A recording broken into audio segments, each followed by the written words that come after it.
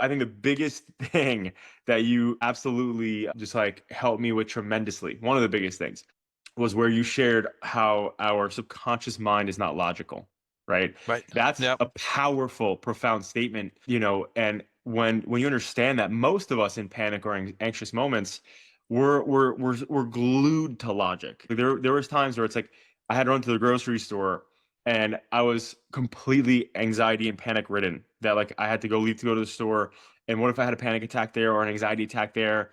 And then I had to drive back home. And what if I passed out on the way home or I got too anxious and I just blacked out or something. But one of the biggest things for me is like I would always go to the logical mindset, like, John, you're fine. You're in the car. You're going home right now, and blah, blah. No matter that my heart was beating or I felt like I was getting dizzy or whatever.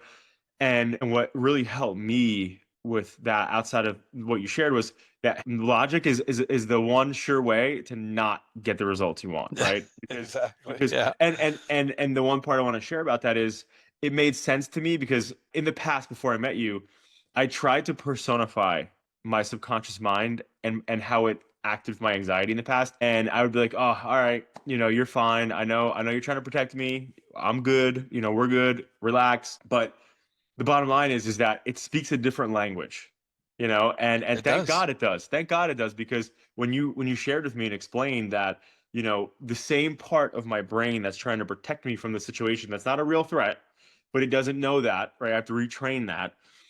Is the same part of the brain that makes sure I'm breathing every night, my heart's beating every night, I'm blinking so my eyes don't get dry out of my freaking head. Like all these different components, and also imagine the bazillion functions to fight disease and bacteria and all these things that's happening in my body that you and I don't think about every day, right? It has such a Yep. it has such a heavy job, right? Yeah. It's such a heavy job for our subconscious mind, and that little tiny 5% of our conscious, you know, that's that's what's moving us forward, and but it's not controlling 95% of our functions, right? So it just really hit me deep when you said it. And I'm saying all this to say to people who are feeling like, wow, there's not a hope for me. I've been going through this for 5 years, 10 years. Personally, me, it's been over 20 years, right? So it's like a decade, I mean, Right. 2 decades plus. And at the end of the day, you said it so perfectly. Your body's here to protect you, right? It's in fact, it can't hurt you, right? Right. It's it's It it's can't it's almost sabotage you. it can't self sabotage yourself, and you No. almost I always felt that I'm like, why the hell am I feeling this way, right?